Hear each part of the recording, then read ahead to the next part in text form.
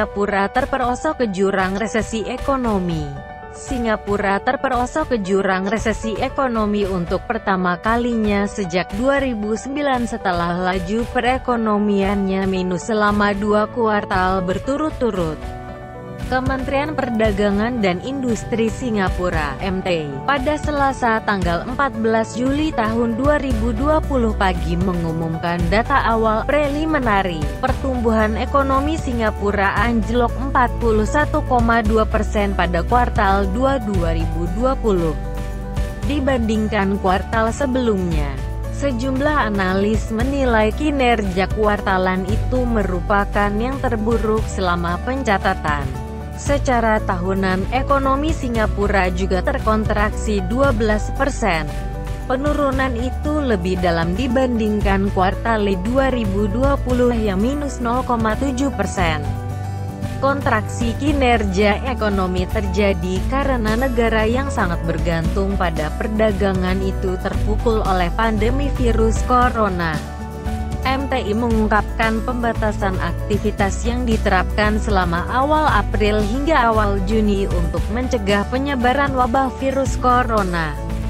Kebijakan itu menyebabkan sejumlah bisnis menutup operasionalnya sementara.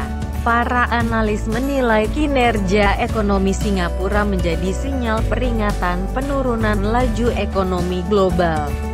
Ini merupakan data kuartalan terburuk selama 55 tahun sejarah Singapura, ujar ekonom CIMB Private Banking Song Seng Wun.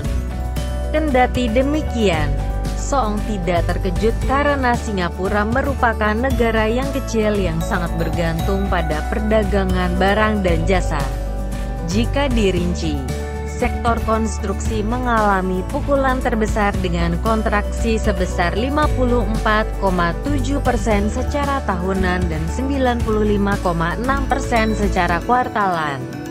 Kemudian, sektor jasa turun 13,6% secara tahunan mengingat sektor jasa terkait pariwisata dan angkutan udara babak belur oleh pembatasan perjalanan. Sementara, sektor manufaktur masih mampu ekspansi 2,5% secara tahunan karena dorongan dari industri biomedis.